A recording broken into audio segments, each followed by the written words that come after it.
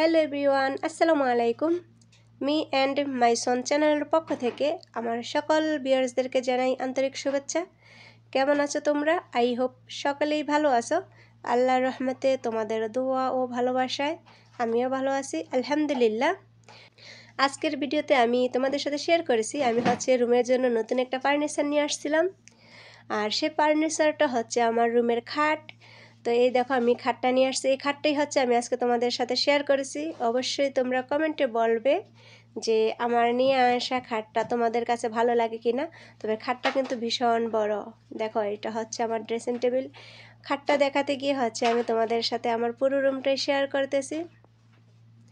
এর আগে আমার এই রুমে ছিল আমার হাজব্যান্ডের আগের সিটগুলো, বেডশিটগুলো, সিঙ্গেল সিটগুলো। তো ওই সিটগুলো কিন্তু আমার কাছে একদমই ভালো লাগে নাই, কারণ আমার কাছে কেমন যেন হাসপাতালের বেডশিটের মতো লাগে ওই সিটগুলো। সেই জন্য আমি আমার হাজব্যান্ডকে দিয়ে আবার নতুন করে এই খাটটাকে নিয়েছি। তো অবশ্যই তোমরা কমেন্ট করতে ভুলবে না, কিন্তু তোমাদেরকে বারবার বলে দিচ্ছি অবশ্যই কমেন্ট করবে। এখানে আমার ছেলে নামাজ পড়তেছে, তো আমি যেহেতু রুমটা ঘুরিয়ে তোমাদের সাথে শেয়ার করতেছি, সে হিসেবে ওর নামাজের ভিডিওটা চলে আসছে। দেখো খাটটা কিন্তু অনেক বড়। তো এর আগে যে আমাদের রুমে আমার এই হাজব্যান্ডের এই সিটগুলো ছিল। তো এই সিটগুলো দেখো কেমন যেন বেডশিট হাসপাতালের মতো দেখা যায়। সেজন্যই আমার আবার চেঞ্জ করে ওই বেডশিটগুলো নিয়ে আসা। আর যে উপরে যে সিটটা ওইটা আব্দুর রহমানের রুমে বিছানো ছিল। তো এটা তো আর এখন রাখার মতো জায়গা নাই, সেজন্য এটাকে আমি খাটের উপর রেখে দিছি আর কি।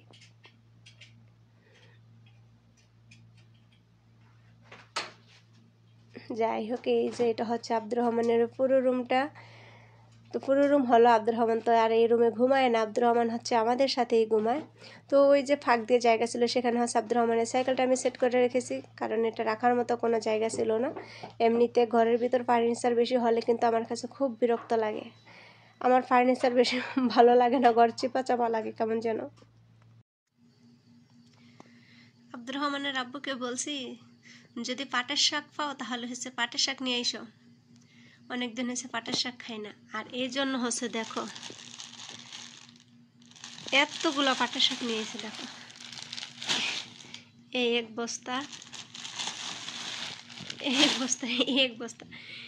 এতগুলো পাটের শাক কি আমার জন্য শাস্তি নাকি ভালোবাসা বুঝতেই পারলাম না। এতগুলো শাক বসে বসে কাটতে কাটতে আমার জানটা শেষ হয়ে যাবে। বলো তো এটা কি ভালোবাসা নাকি আমাকে শাস্তি দিচ্ছে? বলছি শাক নিয়ে আসতে, এই জন্য এত শাক। তবে হ্যাঁ, পাটের শাক খাইতে কিন্তু আমার কাছে অনেক ভালো লাগে। একবার যদি কেটে রাখতে পারি তাহলে কিন্তু খেতে পারবো মজা করে। শাক কাটার পর আমি এই যে এটা দিয়ে এক বল শাক পাইছি। আর শাকের ময়লা দেখো কতগুলা ময়লা হয়েছে শাকের। আমার রুমটাই পুরো ভরে ফেলছি আমি শাক কেটে দেখো আমার হাতের অবস্থা, ব্যথা করতেছে এখন এগুলা। আজকে গরুর মাংস রান্না করতেছি। মাংসটা আমি হাতে মাখিয়ে বসাইছি। তো সবাই তো তোমরা কোরবানির গরুর মাংস খাও, কিন্তু আমি তো আর কোরবানির গরুর মাংস পাবো না, বাট কিনে তো খেতে পারি, সেজন্য কিনে নিয়ে আসছে।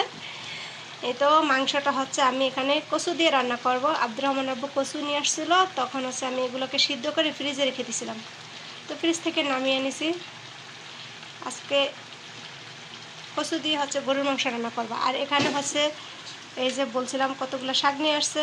তো এক বক্স শাক আমি ফ্রিজে রেখে দিছি এভাবে সিদ্ধ করে। আরেক বক্স নামিয়ে অর্ধেকটা রেখে দিছি, আর অর্ধেকটা যে সুন্দর করে ভাজি করে নিয়েছি।